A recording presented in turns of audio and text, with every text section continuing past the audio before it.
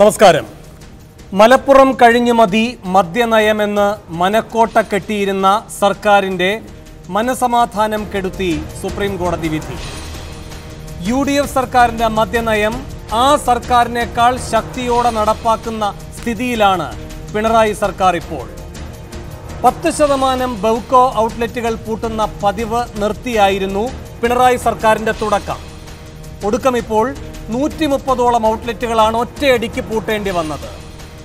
നഗരങ്ങളിലെ നിരത്തുകളിൽ നിന്ന് മാറ്റി ഗ്രാമങ്ങളിൽ ചെന്ന് രാപ്പാർക്കാം എന്ന് കരുതി ഔട്ട്ലെറ്റുകളും കൊണ്ടുചെന്നപ്പോൾ ഓടിച്ചുവിട്ടു ഓടിക്കൂടിയ നാട്ടുകാർ. ബെവ്കോയുടെ ഭാരം താങ്ങാനാവാതെ തളരുകയാണ് ഇടതു സർക്കാർ. ഒരു കൈസഹായം ചോദിക്കാൻ സർവകക്ഷി യോഗം വിളിക്കാനും വിജയനും കൂട്ടരും കരുക്കൾ നീക്കുന്നുണ്ട്.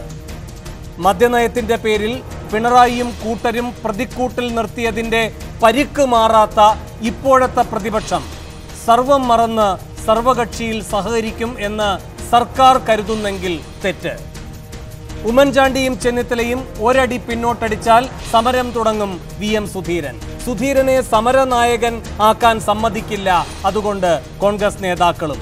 ചില്ലറ പൊല്ലാപ്പല്ല പിണറായിയെ കാത്തിരിക്കുന്നത്. കഴിഞ്ഞ സർക്കാരിന്റെ കാലിടറിച്ച മദ്യവിവാദം മറ്റൊരു രൂപത്തിൽ മുഖം കാട്ടുകയാണ് സുപ്രീം കോടതി വിധിയിലൂടെ. കുറുക്കുവഴികളിലൂടെ കോടതി വിധിയിൽ നിന്നും കരകയറാൻ നോക്കിയാൽ പിണറായി സർക്കാരിനും കാലിടറും. വിധി മറികടക്കാനുള്ള വിധങ്ങൾ തേടി വലയുകയാണോ സർക്കാർ എന്ന സംശയമുയരുമ്പോൾ 6 ചോദ്യങ്ങളാണ് സൂപ്പർ പ്രൈം ടൈം ചോദിക്കുന്നത്. 1. കോടതി വിധി നടപ്പാക്കാതിരിക്കാനോ സാവകാശം തേടാനുള്ള സർക്കാർ നീക്കം? 2. തദ്ദേശ സ്ഥാപനങ്ങളുടെ NOC അധികാരം എടുത്തുകളയുന്നത് ഇടതു നയമോ? 3. ജനകീയ സർക്കാർ എന്ന അവകാശമുള്ളവർക്ക് ജനകീയ പ്രതിഷേധത്തോട് അസഹിഷ്ണുതയോ? 4. പ്രധാന പാതകളുടെ നിലവാരം താഴ്ത്തി പ്രവർത്തിപ്പിക്കണോ ബെവ്കോ ഔട്ട്ലെറ്റുകൾ? 5. പൊതുജന സുരക്ഷയേക്കാൾ സർക്കാരിന് പ്രധാനം ഖജനാവിന്റെ സുരക്ഷയോ? 6. സർവകക്ഷി യോഗത്തിലൂടെ സർക്കാരിനാകുമോ സമവായം കണ്ടെത്താൻ?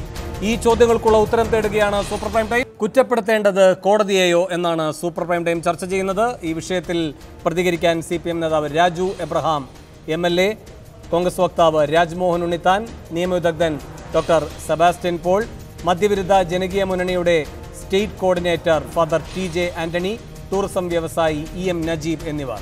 തോമസ് ഐസക്, കടകംപള്ളി സുരേന്ദ്രൻ, ആനത്തലവട്ടം ആനന്ദൻ എന്നിവർ ഈ ചർച്ചയിൽ ടെലിഫോണിലൂടെയും പങ്കുചേരും.